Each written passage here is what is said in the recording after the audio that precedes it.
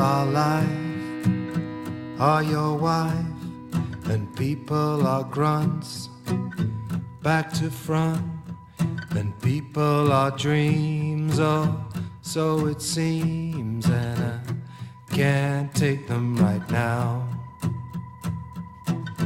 I can't take them right now.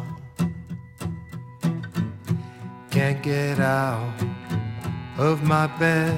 There's a thought crime running through my head. Can't take these rules, and people are fools who believe what they read and believe what they see, believe what they see on the TV. Opinions are like iPhones. Everybody's got one. And narcissists are like broken hearts. Everybody knows one. Wipe them out. Hello, this is Antony Rotunno, and I'm very happy to present today an interview/discussion with Julian Charles of The Mind Renewed, which is a website and a podcast. I'm going to say that Julian's a good friend of mine, and in this weird 21st century world, we've never met. I've seen him on video once for about 30 seconds. We may never meet for the rest of our lives, but I consider us good friends because we spent many an hour on Skype recording discussions and podcasts. So before I talk to Julian, I'm just going to have a very brief introduction. That music that you just heard was a song called The Fool's Guide, which is a song from an album I made last year. So I played you a snippet there. I'm going to play the full version. It's quite a long song. But it kind of fits in with what we may be talking about, although this is going to be pretty unstructured. It's about society, and it's about believing what you read and believing what you hear and all that good stuff. So what I'm going to do now, just to introduce myself briefly. So I'm an English language teacher, live in Madrid in Spain, originally from a small town called Egham in Surrey, which for people not from England, that's more or less London, London area, but much smaller. So I'm a musician. I'm also a writer. I mean, I got published a long time ago in college magazines and things like that. And I had a blog. I still have a blog, technically. I haven't written in for a while. I had it for 3 or 4 years. Really, the reason I stopped was that in the last few years here in Madrid, I've put my focus back to music, which was my focus in my younger days. Also, that I felt that all the posts I was writing tended to more or less say the same message, which is think for yourself, you know. The blog is called Free Thinker, but it's not actually to do with the religious movement of free thinkers, which I didn't even know existed until Julian happened to tell me a while ago. And the channel that you're watching this or listening to this on, it's basically a bit of a hodgepodge. I started the channel about 6 or 7 years ago. Some of the videos are garage band videos, which are sort of homemade songs. But then it kind of reflects the last few years of my life, because there's a few videos and audio of the years when I was involved with activism in London, 9/11 Truth and so forth. So there's a lot of spoken word material. There's an interview I did, though I don't have journalistic credentials, but I did a couple of interviews with a certain MI5 whistleblower, who some would say is a fake whistleblower. His initials are DS. Probably Julian knows who I'm talking about. And there's a few other bits of spoken word. And then last couple of years in Madrid, I've been doing some more polished music recordings. So there's a few of them on there. Anyway, without further ado, Julian, how are you? I'm very well, very well. Thanks for Excellent. Inviting me on to talk, and thanks for calling me a friend as well. I consider you to be a friend too, and you're quite right. We've never met. We may never meet. I do hope we will, though, because sometimes you do come over to the UK. It would be great.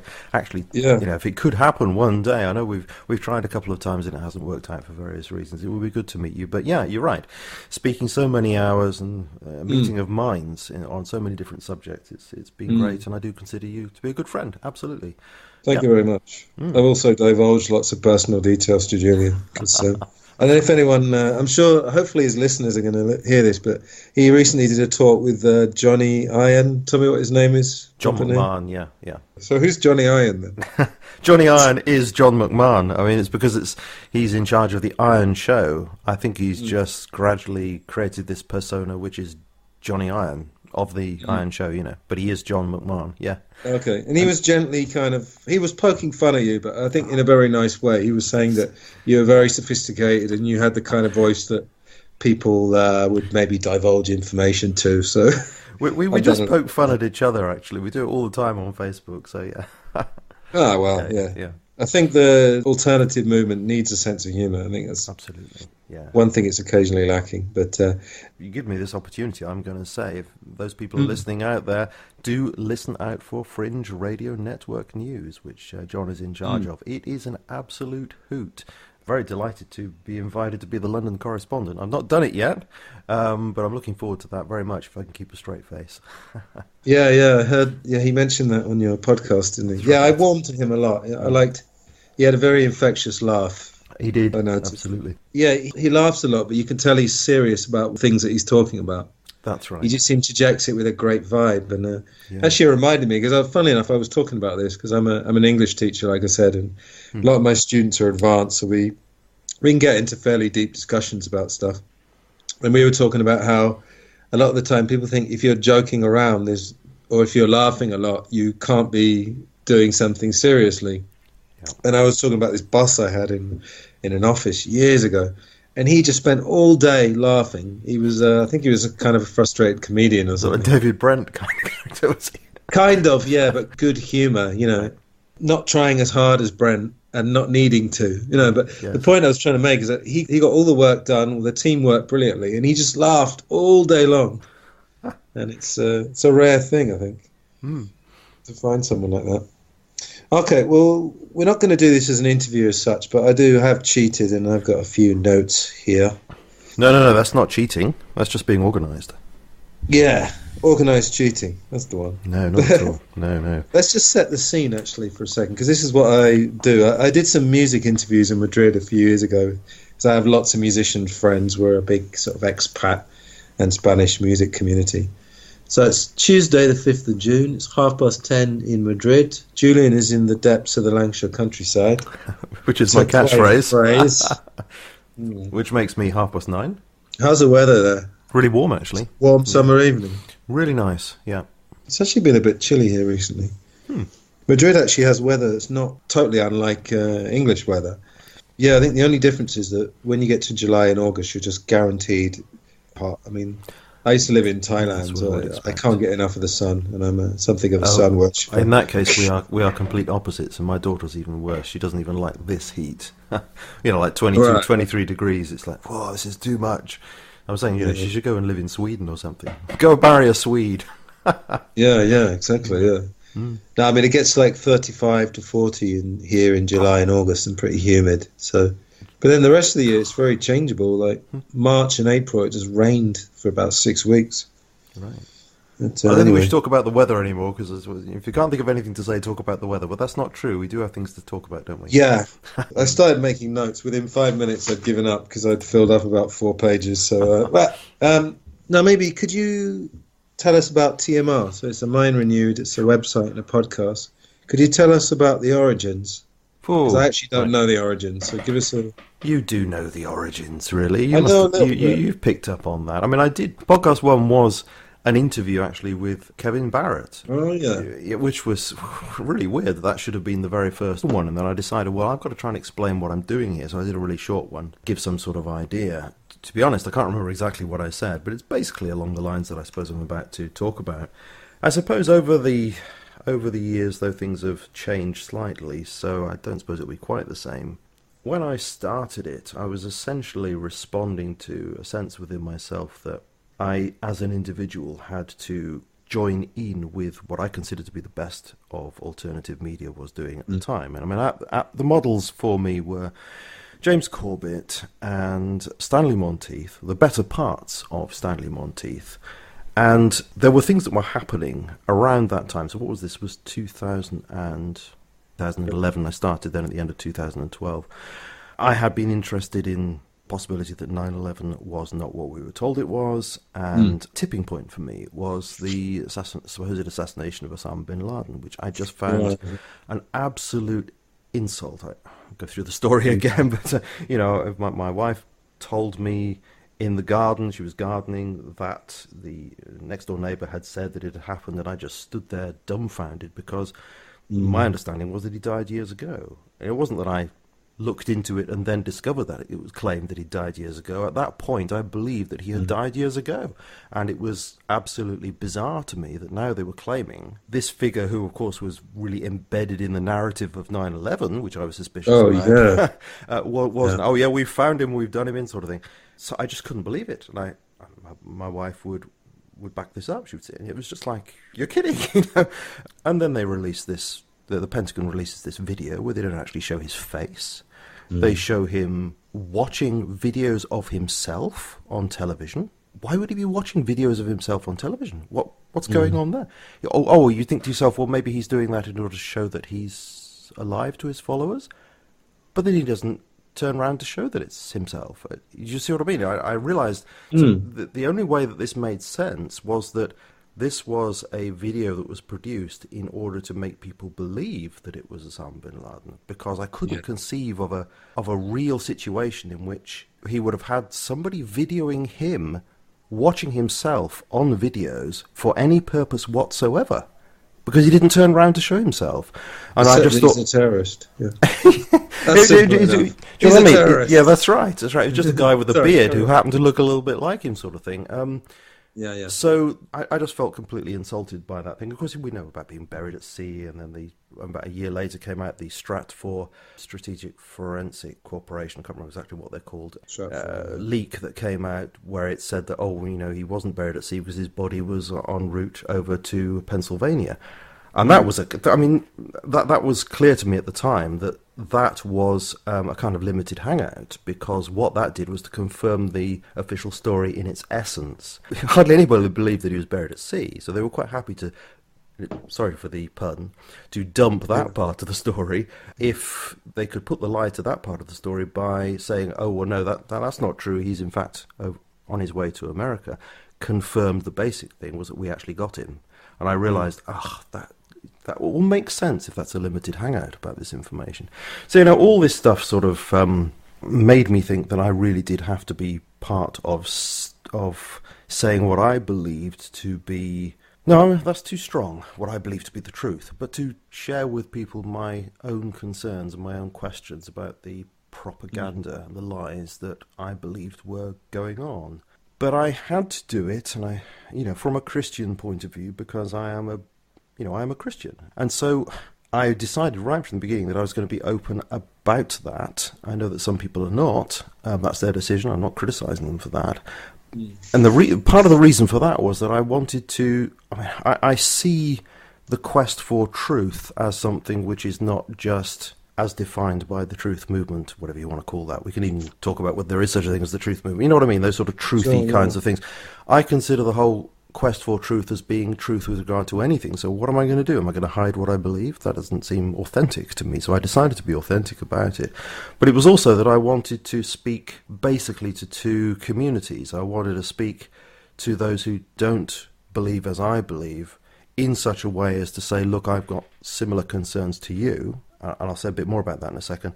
But also I wanted to speak to my own community, for want of a better term, the Christian community, or even the general faith community, to say that stop being asleep. That there's stuff going on here. Pay attention to it, I suppose. No, I was going to say a couple of things struck me while you were talking about that. No, I'm going to try and get my friends to listen to our talk. And there will be people who, as soon as you mention that you were questioning Osama bin Laden, they're going to have what I call an allergic reaction.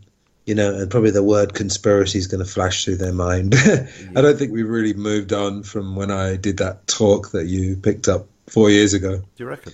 I really don't think we moved on too much. I think that those two camps still exist.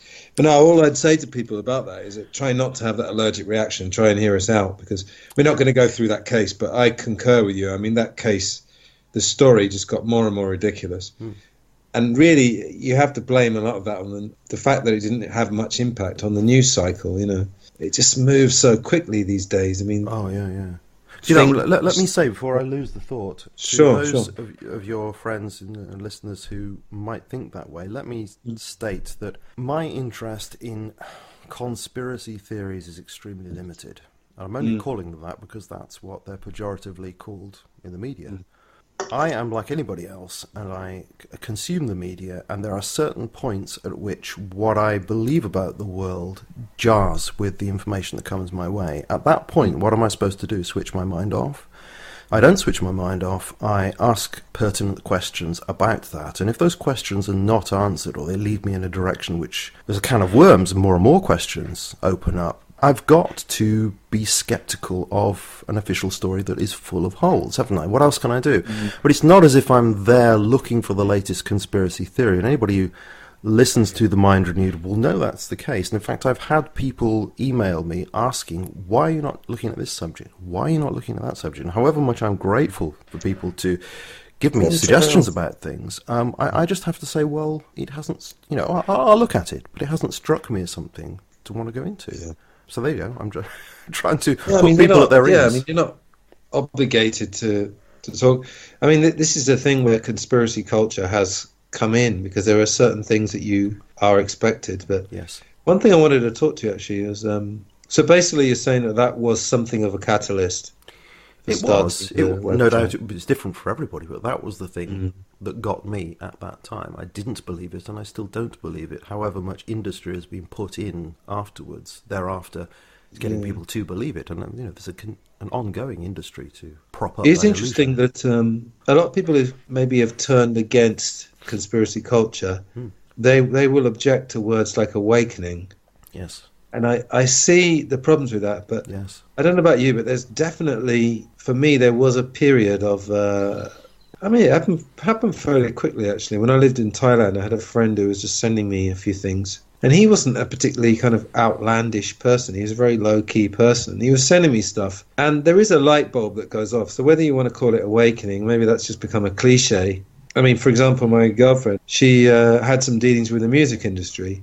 And that, quote unquote, woke her up, and that, again, I don't use that term particularly myself, but it is true that a light bulb goes off, and it's a certain mind. I mean, before you go on to that, may I add that it's a bit different for me, and I'm not saying I'm special or anything like that. That's not, it's just a different set of experiences for me, in that my awareness of being lied to was already kindled years ago, when back in the late 1980s, somebody who I came to trust and who taught me actually quite a lot about Christian philosophy mentioned to me that, well, he didn't use the phrase New World Order. He mentioned global government, and it really struck me at the time, because he was saying there are these moves towards global government, and of course he was connecting that to biblical prophecy, Book of Revelation in particular, which of course makes you look at things rather differently. If you could start to reinterpret geopolitical matters with those, with that lens, you begin to realize that not everything is as obvious or surface level as it seems. There may well be people with power who believe in a certain ideology of global governance who are actually trying to, pull the strings a little. So I was beginning to think in those terms. So, of course, later on, many, many years later, it wasn't quite such a shock for me. I was already thinking slightly that way. And in fact, it was almost coextensive with my coming to Christian faith. So around the same time as I was, if you talk about going down the rabbit hole, as people do, part of my going down the rabbit hole was coming to Christian faith, which I know puts me in tension with an awful lot of people. But that's my experience. I believed the world to be a certain way, and that was as an atheist. Not for a long period of time, a short period of time. As a teenager, I sort of accepted the materialistic worldview. Richard Dawkins was my, Carl Sagan, etc. They were sort of my little heroes for a short while, and coextensive, as I say, with this information about Christ was also this information about a broader, I hate to use the word conspiracy, but this broader world. No, I don't really want to call it that, but there are ideologies of global governance that are not as open as we would have them be, and so I suppose we can call that a conspiracy. So I had those two things, going on at the same time that as far as I'm concerned, I was being lied to about the fundamental nature of the world, and I was being lied to about the political and geopolitical realities in the world. And so those two things were hand in hand. So I haven't quite had the same kind of rabbit hole experience as many people have of suddenly going down, but it's been a softer and longer thing for me. I was going to say late 80s, did you say? Yeah, that's right. Yeah. Wow. Yeah. That's a long awakening. Well, I was then started to, I found Sorry. Stanley Monteith on Liberty Radio, and Right. started listening to that. Of course, I didn't just accept everything, but nevertheless, he was bringing up a lot of interesting information. I respect the chap because he passed on now, but I respect him for at that time being very unconventional, standing out like a sore thumb, covering these things. As I say, not that I agreed with everything, but the fact that he brought these things up was fitting with the way I was now thinking about the world, that I was not always being told the truth by the media, and there were dark things going on that I otherwise wouldn't know about. And that fitted completely with my understanding of the world in its rebellion against God, which I previously not understood. So there you go. Okay. So that radio station, was that relatively mainstream, or was that, well, I was going to say fringe radio? That was fringe radio. Fringe radio. That's right. That was fringe radio. But they had got on to, well, it's different in the States, isn't it? They got on to many different radio, what do they call it? They syndicate, don't they? Yeah, these radio stations. So they were heavily syndicated, but I think that was due to listener support. They had a lot of listener support, so they had money to do that. They weren't picked up, as far as I understand it, by major networks or anything like that. I noticed you never had Alex Jones on your show. Yeah. I doubt very much he would come on my show, and I have no intention of inviting him. No, I know. I have to give him credit, though, because when I first sort of became interested in alternative media, I mean, it wasn't even so much him, but he used to have good guests on his shows. Yeah, I don't know what happened. He's really morphed into hardcore right-wing radio now, isn't he? Of course, apparently so, yes. Yeah, I have found him helpful in the past. I first heard of Niels Axel Morner, the sea level expert, the interview that he gave to Alex Jones, which was a good interview. I found that particular person very credible to listen to, so I invited him when he came on TMR, and again, he was very credible. A guy who actually resigned from the Intergovernmental Panel on Climate Change because he was so disgusted by the way the research was handled in that group. Interesting. Yeah. Tell you what I'd like to talk about is childhood, because there is this idea that it's a certain type of person who becomes, well, if you want to look at it nefariously, a conspiracy theorist. All right, yeah. Yeah, or the way I look at it is certain people who maybe have some kind of an open mind alternative, because I think I mentioned on one of our previous talks there was this thing called a conspiracy conference. Yes. And it was all these, the name I remember was Karen Douglas. It's the one name I remember. Anyway, it was all these psychologists. They spent all day doing these talks about why people believe in conspiracies. Because the one thing they never mentioned was that someone's actually found out some of it's true. Yes. But, that came up in my conversation with Mike Hopkins, actually, last week. Absolutely, yeah. Oh, well, did it? Yeah. I'm sure you and I have touched on that before. Yes, we have. No, and I mean, I don't really get so annoyed as I used to then, but I got so annoyed when she, I'm sure you know about the Paul McCartney thing, that the theory that he might have died and there was all clues on Beatles albums. You've told me about it, yes. She made some big thing about it, didn't she? I don't know if she did, but I mean, I felt like she focused on that one because it's so easy to debunk. I mean, I actually, Beatles is very dear to my heart. I've been a devotee for 30 years, and I'd be amazed if it turned out to be true, but I don't know, maybe it's my mind, but I almost don't rule out anything. So, anyway, but she picked on that one because it was easy, and she basically summed up conspiracy theorists. She showed a side-by-side picture of Paul McCartney before and after his supposed death, and he looked exactly the same, and she said, well, I don't know about you, but I don't think, something like that, something so patronising. Oh, right, that's about it? Well, that was about it, was it? Yeah, I mean, she did a very long talk. I didn't watch all of it. And then there was Ian R. Crane, who was part of the 9/11 Truth movement with Mr. Shaler. who I know very well. Oh, yeah. Well, and he kind of did a rebuttal, and his talk was called Conspiracy Theory versus Deep Geopolitics, and that's on YouTube, and I'd recommend people to watch that. It did get me thinking that I think they're right to some extent. I mean, I think there is a certain personality who probably does want to believe in that. I'm not saying there's no truth in what they said, but I mean, do you remember when you were a child, were you particularly inquisitive? Was there anything about you that you might think later on, it's not surprising that I was involved in alternative media? I wouldn't know what to introspect about. What am I looking for when you say that? I'm thinking to myself, I used to question things that, probably like age 10 or 11, I would just say, Mummy, Daddy, why is this, why is that? Probably a bit more than most people. Were you? I suppose I was always fairly philosophically inclined. Right. But I wasn't inquisitive about anything to do with science, I have to say. Although I was interested in astronomy for a while, I think it was Carl Sagan turned me on to that with his Cosmos series. Yeah, I just started watching that. That's bizarre. That's right. And of course, in later years, I took exception to the completely unprovable statement that the cosmos is all there is and always, ever has been, or whatever it is exactly, I don't know. Which was as a child, I was impressed by that. But of course, there's no way empirical science could even say such a thing. That was a deeply philosophical statement that I now, of course, disagree with.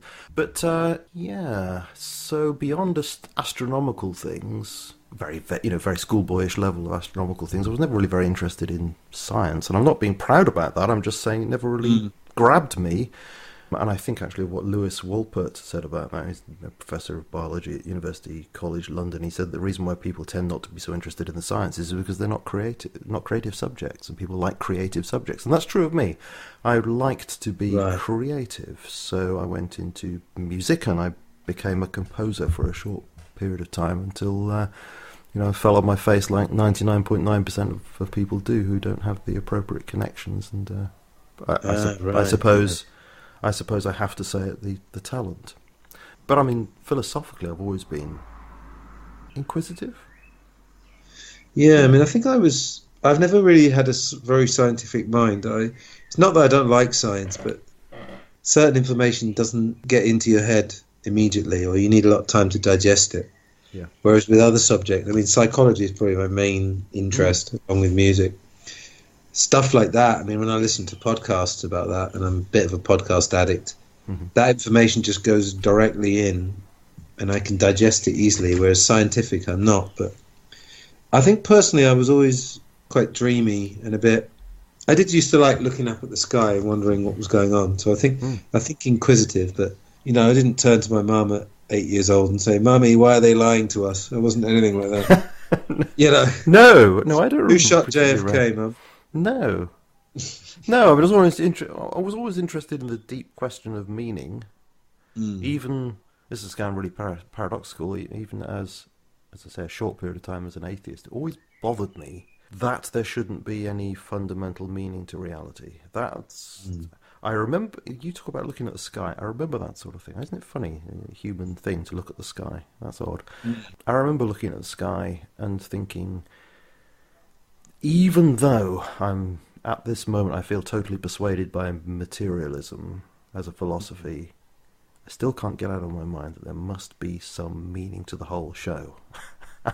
Yeah, I do remember that. But does that have much connection to conspiracy theory, or are we just asking questions about things? I mean, a lot of what people say about this sort of thing is that conspiracy theorists, in inverted commas, what they're looking for is easy answers. They see the difficulties and complexity of the world, and they're looking for easy black and white answers to the world's difficult questions. And so that's what they go for. Where there's an evil cabal who explain all the evils in the world, sort of thing. Can't think that I've ever sought that or thought that's very likely. The only thing I would say that might feed into such an explanation, if a psychologist was here, might say, yes, you do really, and I would disagree with that, is that having become a Christian, of course, now I regard the scriptures as being authoritative, which is a matter of choice, and there's a whole philosophical discussion I could have about justifying that choice. If I believe in Christ, then it seems reasonable to me that the God who Christ reveals is going to protect the testimony about that Christ. I mean, why would God send the Christ and not protect the testimony about him? You know what I mean? It doesn't make much sense. So I'm not saying that. I'm actually not at this moment saying, oh, there are no errors in the Bible. I'm not, I'm not even going there. I'm just saying, basically speaking, I think we must basically, and I've got good historical reasons for thinking this anyway, we must basically have the broad sweep about this person, Jesus of Nazareth, and the writings that the early church put their stamp of approval on for very good reasons, because they were the people who believed in him and who were getting the teaching off the apostles, and things that accorded with that they gave a status, and they became, and part of that is the book of Revelation, which is what I'm coming to. So the book of the Revelation, of course, has within it this highly specialized second temple Judaistic imagery, which a lot of people haven't got a clue about and say, oh, it's written by a madman. I've heard people say that. It's symbology that is specific to Second Temple Judaism, which the writer was steeped in and had these visions, and the church accepted these visions. And as I say, as I accept the authority of Scripture in this sense, I take seriously the warnings about the coming of the Antichrist at some point in history. Don't ask me who he is. Don't ask me what he's going to be like. I know he's going to be bad news and against God and in place of Christ, hence the prefix anti. I believe those things are going to happen. Now, you might say, though, that's a simplistic black and white kind of thing. Right. But you see, the point is that I'm not, it's not that I'm looking for that. That's what I find in the Scripture. Therefore, I am exactly obligated. It's so difficult to explain this. It is part and parcel of what I believe, simply because it's there. What am I doing? My arrogance can say I don't believe that, because some psychologist might be suspicious of me for believing it. I'll say no. I have enough humility to, I don't understand it, but at some point I believe that this figure will appear on the scene and will be as obnoxious as it claims he will be before Christ brings in the kingdom. I accept that at face value. Somebody might criticize me for that, but I don't think that is therefore psychological evidence that I'm looking for black and white answers. You see what I mean? It's a whole sequence of points of logic, as it were, that connect from me to that belief. It's not that I went out there looking for that belief, found it, and then decided to become a Christian. It's the other way around. Yeah, sorry. And I'm sure listeners will wonder why I'm talking about Christianity so much. And this is, it's just because it's part of me. And I refuse to be quiet about it. And I refuse to see the world as separate from it and isolated. I'm going to be quiet about this. And this is just a little personal belief. No, this is the way I see the world. Yeah. And I see all this is interconnected. And I have no reason to be ashamed of my Christian faith. The culture in the West has gone very anti-Christian. I'm quite aware of that. I'm just expressing what I believe to be true. And I believe that I'm completely rational to believe that. And if anybody wishes to counter that, I would suggest they go and read the work of Alvin Plantinga on warranted Christian belief. But there you go. That's the end of my little rant about that one. That's all right. Okay. No, I mean, I wouldn't say I ever looked for easy solutions. I think a lot of alternative media isn't a lot of it very, very long podcasts and documentaries that I've watched a lot of. It seems like they want to go into a lot of depth. So I'd reject the idea that they're looking for easy solutions. I think it's much easier to skim mainstream news for 10 minutes a day and convince yourself that you're informed. What an excellent point. I think you're quite right. Yes, true. Yeah. There you go. You're like Enoch Powell, aren't you, in that respect? Not necessarily in his politics, but he had that fantastic ability to just get to the point in about 3 words, where somebody else has spent the last 5 minutes going on round and round the mulberry bush. There you go. Yeah. Yeah, I think a lot of the people that I would call my cultural heroes are quite good at that as well. You can call it a soundbite if you want, but I would say it's getting to the point. Getting to the point, yeah. When was the point where you maybe started to question the media? Because, I mean, really, it's quite interesting that now the word mainstream media is used in the mainstream, which is, for me, a little bit of progress, because at least it means that the mainstream media don't regard themselves as the only news source anymore. Well, that's a good point. Yeah. It is, yeah. But when the mainstream media was just the media, did you question things at that? Can you remember, like, when you were a kid or a teenager? Did you question what you were told? I'm trying to think, gosh, I'm trying to think now. That's difficult. I remember watching a thing that must have been 1988, because it was the 25th anniversary of JFK. And I do remember as a family, I was 13 then, I was born in 75, so I do remember as a family, we talked about that quite a bit, you know. And I was watching, I wasn't much of a reader when I was a kid, which I actually regretted. And I've been making up for that since about the last 10 years. I read voraciously now. It's like I'm constantly trying to make up for lost time. But I did used to watch, I used to watch like Alfred Hitchcock films, and I loved 50s sci-fi when I was 12 or 13 years old. And you had to kind of hide it from your classmates because you were never supposed to be into anything that wasn't current, you know. Oh, right, yeah. Which is probably the same now. It is, isn't it? Yes. Things don't change that much today. To go back to your question, I would say probably no. I don't think I was. I think I was rather a conformist in that sense, because I rather liked the idea of being on the same level or to be identified with those in positions of respectability and power, and therefore being able to laugh at anybody who wasn't. I remember doing that in my teenage years. I rather liked that, which was one of the things that attracted me to atheism, because that was very much in vogue. And of course, I was brought up in the Methodist Church, extremely boring church, turned me off in many ways, and then got interested in those people I was talking about, you know, Dawkins and Sagan, and felt rather superior, and looked down my nose at people who were religious, and particularly Jehovah's Witnesses who might come to the door, that sort of thing, make fun of them. So, no, I don't think I did. I don't think I was suspicious of the mainstream. I think I wanted to identify with the mainstream. But that changed in my university years when I went through the experience that I mentioned. And I became quickly then aware, once my worldview changed, which it did over a period of months, really, I became quickly aware of the propaganda, particularly anti-religious propaganda and pro-materialist propaganda, which was in the media. I suppose, really, it was a reinterpretation of the things that I'd imbibed before. You know what I mean? I'd accepted them rather uncritically, and now I had reason to question them, and I realised quite how much the media had been one-sided in the things that it had presented. I've been thinking a lot about this sort of mainstream versus conspiracy thing. I don't want to keep harping on about it, but when I first, just to tell listeners in case they don't know, basically Julian and I connected, I think it was 4 years ago. Yeah, it was, because I moved to Madrid beginning of 2014, and I remember I recorded this conspiracy theory audio thing I did. It was around March, because it was 10 years from the Madrid bombings. It was just when I first arrived. And then we did a talk called Changing the Discourse. And in the end, I think we've done 4. We did truth, comedy. What else have we done? Advertising. Blue Suede Truths. Blue Suede Truths, that's your title. Yes. Yeah, I thought that was a really good one. We enjoyed that. But I don't really listen back to them, but I did listen back to the Changing the Discourse one, about 10 minutes of it, when I knew we were going to do this talk. And I was kind of cringing. I felt like I sounded a bit like someone who was excited to tell everyone about all this alternative. But that may not be true. That may be just my kind of paranoia about it.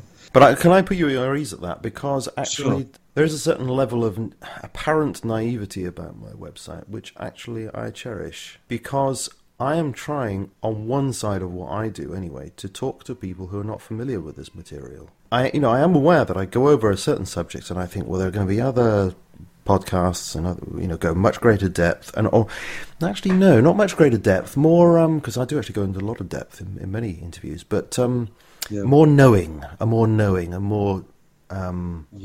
like we all know this is a conspiracy, we all know the truth about what's going on. I never really approach things that way. I'm always questioning, could it be? And the reason why I'm doing that is because at first I'm trying to be honest that I don't really know what the truth might be about a particular issue, however many concerns I may have about it, but also because I'm trying to speak to people who are not familiar with this territory so that they're not put off. They're gently brought into thinking about it. I'm quite happy if they then reject it, because I think there are a lot of rather conservative individuals who might be attracted to my website. Yeah. And, I want them to be engaged in the conversation and be freed up to think for themselves. If that makes me unpopular, and I'm sure it does, so be it. What's the point in doing things unless you've got a philosophy and you follow through with it? Yeah, you do have to present it in a certain way, it's true. as much as the alternative media should be free or, monetary wise, but also we should be free to talk about anything we want. I still think you have to... It's just knowing what you're trying to achieve, basically. So I was saying to you, don't feel bad if you felt you sounded a little naive, because there will be people who listened, and me too probably, people who listened to that who were drawn into that conversation precisely because we weren't too certain about things. We were just too, normal people asking questions. The one who's sort of really dipped into this stuff for years will think, oh dear, they've only just thought about that, have they? Well, I couldn't care less what they think. But there'll be somebody else who thinks, oh yeah, I'll have to look into this as well. And if that's the case, we've achieved our objective. We're just trying to make you think, what we did was fine. Yeah, it's interesting that a lot of things bug the alternative that bug the mainstream, which is, for example, egos. Yes. I'm sure you've seen, maybe not firsthand, but from being around the scene, I'm sure you consume some amount of alternative media. This is a problem, isn't it? And then it becomes a human problem. Yes. It's nothing to do with conspiracies or mainstream and alternative. It's a human thing of egos. Yeah, it's very difficult to cut through that. But I mean, I've gone through kind of trying to probe to see like your journey, so to speak. With me, like I think of it, and there are certain things that happen in my life that just changed my views. And one of them actually was interesting, was that I grew up in a small town called Egham. I don't know if you've heard of it, on the M25 in Surrey. I have, because you mentioned it earlier. All right, okay. But have you heard of it? Runnymede is a part where it's adjacent to Egham, near Windsor, in fact. And that's got two claims to fame. It was actually where the Magna Carta was signed in 1215, which is quite a big deal. Indeed. And also there's a memorial to JFK. And Jackie Kennedy actually came to Egham, I think, a year after the assassination. Anyway, so I grew up there, and we were kind of, I suppose if you want to put a label on it, lower middle class, which I thought was great because I had enough to eat and I had a few toys, but I was never spoiled. I never had more than I needed. And I think it gives you a good grounding. And then we moved, when I was about 9, we moved to Maidenhead in Berkshire. Oh, right. And what was interesting was that... I was born in Berkshire. Oh, yeah? Whereabouts? Yeah. Reading. Oh, Reading, yeah. Oh, right. Yeah, I've spent many a happy night out in Reading. I was 2.5 when we moved away, so I don't really remember it, but there you go. Oh, right. No, I like it. It's a nice town. Yeah, so we moved up in the world, but I was immediately quite miserable because I noticed, well, I mean, this is an obvious thing to say, but I noticed that the higher you go up the social scale, the further apart the houses get. Mm-hmm. And, of course, sort of symbolically, you could argue that people become less and less involved with their neighbours. There's that old kind of cliche that the more money you get, the further apart you get, and the less friendly you are. It's very general, but there's some truth to it. Those kind of working class, lower middle class neighbourhoods where the houses are literally close together, you have to be close to your neighbours, at least physically. Yeah, never really thought about that, but yeah, you've got a point. Yeah, I always say that it was a sort of place where you could leave your back door open. Which we did until about the third time we were burgled. Then we had to start locking it. But it really taught me a lesson because we moved up in the world socially and financially, and I was very miserable. And so I kind of tend to idealize this town I grew up in because I suppose I moved away before life got difficult. Because life, I suppose, doesn't get difficult if you're lucky. Till you're about, I don't know, 11, 12, and you got to deal with puberty and all this kind of thing. Oh, yeah. You know what I mean? So it's kind of, I probably idealize it way too much. But, I mean, that was an interesting lesson, I've been tentatively writing a memoir, actually. Started writing about it, and it's amazing how, when you start thinking about things and writing about them, first of all, how your impressions change as well. Right. It kind of goes into this thing of, like, how real are our memories? Or is it a memory that someone's told us about it, and what we've regurgitated to people all these years is what that person told us rather than what we observed? It's an interesting. I don't think I could do that. I don't keep a diary, memoirs at all. No, I couldn't do that. Right. I just have a crazy memory. I can remember tiny details of things like 30, 35 years ago. It's crazy. Sometimes I wish I couldn't, but I suppose it's a good skill when you're trying to think of the past. But I tend to forget things. I'm I'm on the other side of things. Yeah, people say to me, "Don't you remember such and such?" And I'm thinking, "No, I actually don't. No, it's only." Would you prefer to remember more, or I would actually. No, I would actually like to remember more. Yes. I thought my brain just gets overloaded. Right. Well, somewhere in between probably be best. I tend to, I remember things that really struck me in various ways, but there's a lot of trivial information that I forget. And, other people think it's not trivial and are surprised that I don't remember it. But there we go. It's a bit embarrassing at times, but I just have to accept it. My father's the same, so that's where I get it from. I sometimes wish I could forget things more because my head gets a bit overloaded. How much podcast listening do you do? I know obviously you spend a lot of your time and energy creating them. Do you consume many? Are there any podcasts that you could recommend? It's a bit fitful, really, sometimes more than others, I used to listen to the Corbett Report a great deal. I listened to Spy Culture, Tom Secker's podcast. Clandestine.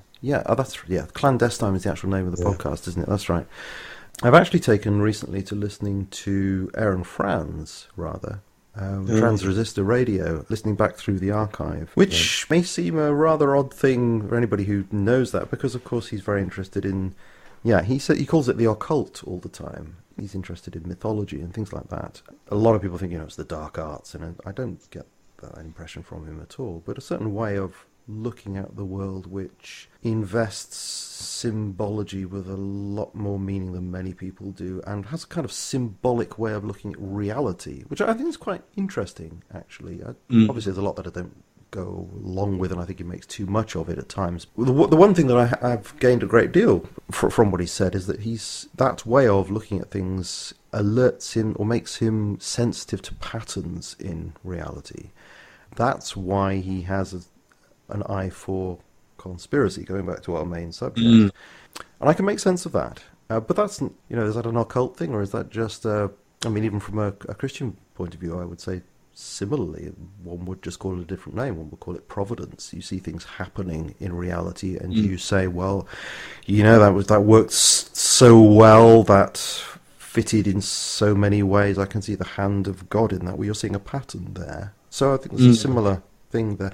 I really enjoy his style as well, the relaxed, and the fact that he just doesn't go mad on things, it's very measured, and he will consider something if it's reasonable. If it's not, he'll say so, and I'm quite attracted to that.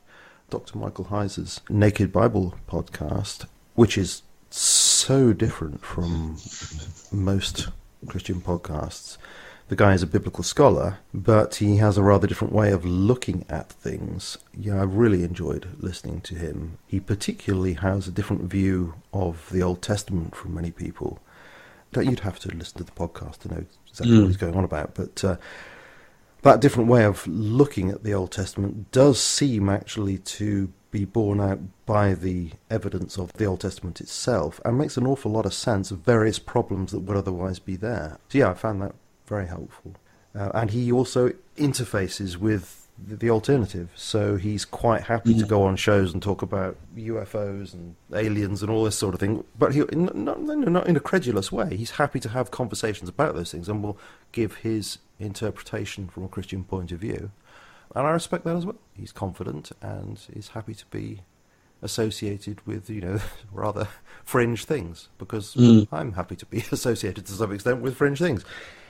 Well, let's leave it for that for the moment. I might think of something later, and I'll drop it in, yeah. Aaron Franz has actually got another one called Themes and Memes, which is quite good. Right.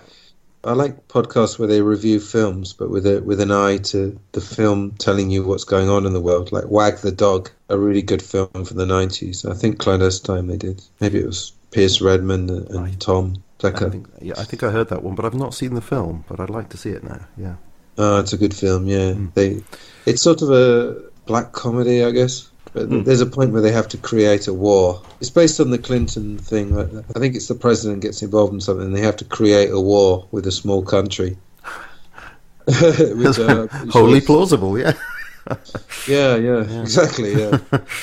I mean, I listen to be honest, way too much. I've calmed it down a bit, but my job involves travelling a lot on public transport, going to and from companies and academies and giving classes to people. Okay.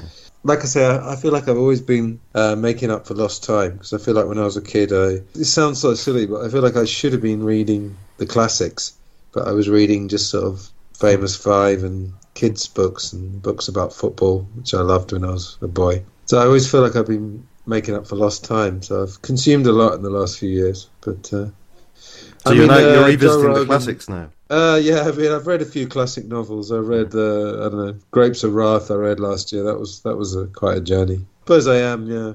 The number of things that one, in inverted commas, ought to have studied is completely endless. Yeah. Oh yeah. I mean, what does anyone know really? I mean, we know a fraction. Absolutely. And I'd like to know more, but I think at a certain time when you get comfortable with the fact that you know a fraction, then you can calm down a bit. You know what I mean? And yeah. Well, you can I had that experience at college, university. You know, when I stood in the library, and there was just this one area like musicology or something. I thought, oh yeah, this is interesting. And you looked at the aisle and you saw the books just go almost infinitely receding into the background. I thought, it doesn't matter how much I study, and I only want to do a few hours of study this afternoon, I'm not going to know anything. So you have to sort of come to terms with that, don't you? I'm sure most people go through that. And that's even before you have to start thinking about what you can believe, what you're reading as well. Yes. Without that problem. That's just an added problem. But again, even that, I mean, I've got quite reconciled to it, and I'm thinking, well, if I don't know whether what I'm reading is the truth, then in a way there's less pressure on me, it's in a funny way. And I can investigate things that I want to investigate and that kind of thing. Now, when this podcast, or on my case YouTube audio, comes out, the title did come in mind was The State of the World and Other Oddities. And I think I'm going to stick with that title, so I guess we probably should talk about the state of the world. Okay, I mean, we've done the oddities. Yeah, well, there's plenty of them. I did have lots of questions lined up for you, like what did you have for breakfast and all that kind of thing. But let's leave that. I don't want to probe you too deeply. No, I was listening to someone being interviewed, and it was one of the alternative media, and they started asking all these silly, what's your guilty pleasure? They always seem to asking about guilty pleasures, but I'm afraid of that topic because I watched a program about it in England, and it turned out Stephen Fry likes eating Farley's rusks in the evening. And I just found that so disturbing that Farley's rusks, for people who don't know, is like, what are they, like biscuits you give to kids and you to babies, indeed, don't you? You mash it up in milk. Yeah, that's right. Yes. For this grown man to disclose not only that he eats baby food in the evening, but then wants to tell the nation. So I found that so disturbing that I won't go there. I remember John Cleese quote, and I don't know how old he is now, but he was in his 60s then. He said that, now I'm in my mid-60s, I've had quite a lot of experience in life. My conclusion is that the world is a madhouse. Oh, yes. He kind of intimated that there was nobody in control, and what he meant, and I remember talking to you about this, and you were saying, well, I reject that because we know that there is excessive control. I think what he meant was that on a very local level, on an everyday level, there's this kind of idea that everyone knows what everyone else is doing, and that's how a sort of society or on a local level or a community works. But there is a certain amount where you think things are in control, but maybe they're not. Not even talking about positions of authority. I'm just talking about in everyday life. There's such a lot of randomness about life. Do you ever think that? Do you think that the world is a madhouse, or can you make sense of most things? That's a very broad question, I suppose. Yes. Yeah, the world is a madhouse. Well, obviously, looking at things going on in the world, you cannot help but think this is crazy. But that doesn't necessarily mean it's not designed to be that. I mean, many of the crazy things that happen in the world are the outcome of bad decisions that are definite decisions. Yeah, I don't really know where to go with that. I mean, there are different levels of craziness, aren't there? And different levels of control. I suppose going back to the conspiracy theory thing one, this criticism that's brought out that conspiracy theorists tend to be looking for one big explanation. Attached to that tends to be the idea that there's one conspiracy controlling the world or seeking to control the world, and that connects with the idea of too much control. I don't believe that. I know there are people who do, and who will say it's due to the Jesuits, or it's due to the Vatican is in control, or it's due to the I don't know, some aliens, or it's just due to the communists. Or I don't see things that way. I believe, as I said before, I believe there are ideologies and there are people with power who do believe in global governance, believe in other ideologies, and they no doubt act in certain ways to bring about what they believe will be right for the world, but very often that doesn't work, I would say. There's levels of chaos, but that doesn't mean there's nobody scheming behind the scenes, and just because there are people scheming behind the scenes doesn't mean everything works out the way they want it to. So it's chaos and order, I think. Yeah, there's sort of those two things happening at the same time almost. Yeah. I'm a great observer of people, and you know, when I post on social media and I make generalizations about people, and they generally get an okay response, and a few people will say, "Oh, you're generalizing." But I mean, you know, I can't talk about 7 billion people. Obviously, I'm going to be generalizing to some extent. I'm not saying that I'm different or you're different, and those other people are different. We're all, you know, we all have elements of this, but you know, I analyze my reactions, and I don't think that they're all particularly irrational, but they just appear normal. I wonder whether those irrational things that we all have, whether they come from that or not. I don't know. There's a kind of craziness about everyday life, particularly now. I mean, I'm sure you know the boiling frog analogy. You've heard of that before. Yeah, sure. I mean, just in case your listeners haven't, it's the idea that if you put a frog in boiling water, it will jump out. But if you put it in cold water and very, very, very, very gently put the temperature up, it won't notice and it will boil to death. Let's get down to it. I'm an English teacher, like I say. I teach advanced students who have more or less a very good level of English, have lived abroad, etc. So the language barrier, although it's there, at these levels, you can have very deep discussions and everybody understands the discussion. What I find is that when we talk about the news, it's very, very rare that a student of mine who's a educated, middle-class Spanish person, Spaniard, will ever say, I think that's a bit crazy, or I don't buy that news story. You know, when we talk about news, they more or less regurgitate what's been on the news in Spain that morning. I feel like what we need is more people to sort of recognise, like I say, this craziness, that war, for example, that it shouldn't be just something that we just hear on the news. I don't always know exactly what to do about it. Someone like David Icke will say, you know, oh, we should be doing something about that. And it's hard to know exactly what to do. I mean, you took a step, which was creating a website and a podcast, you know, and I salute you for that. I've made a few steps. I post on social media. I talk to my students every day in class. Yeah, I've done a blog. I've done a few podcasts. And I salute you for that, because you're... Thank you. You're braver than I am in real life. That's the thing. Because being behind a microphone is, I think, comparatively easy. I mean, my fear, when I first talked to you even 4 years ago, was going, but again, through podcasts and reading and being involved in spirituality and things like that, my fear is more or less completely disappeared. And although I have introverted sides of me, I'm very, you know, I've done silent retreats in Thailand and I've been silent for 10 days, so I've got no problem with being silent and being quiet. But at the same time, when I'm on a subject that I'm passionate about, I can be a blabbermouth as well. So I've kind of got both of those things going on. Yeah. But I would be refreshed. Like, there's a lady I teach who's about 30 years old, and her and I have become sort of kindred spirits within the classroom because she has a great level of English, and she even helps me teach the class because she says to the others, stop speaking Spanish, you know, speak English. She's someone who I'd identify as someone different. And she'll say, you know, oh, you shouldn't believe this, you shouldn't believe that. And I haven't prompted her to say that at all. We've never talked about specific theories. And I think sometimes we get a bit caught up on, you know, JFK, 9/11. It's not really even about whether, you know, I mean, James Corbett you mentioned earlier, I am a fan, but he sets a lot of stall in the fact that Noam Chomsky doesn't care about 9/11 conspiracies and that Noam Chomsky is a gatekeeper because he's not interested.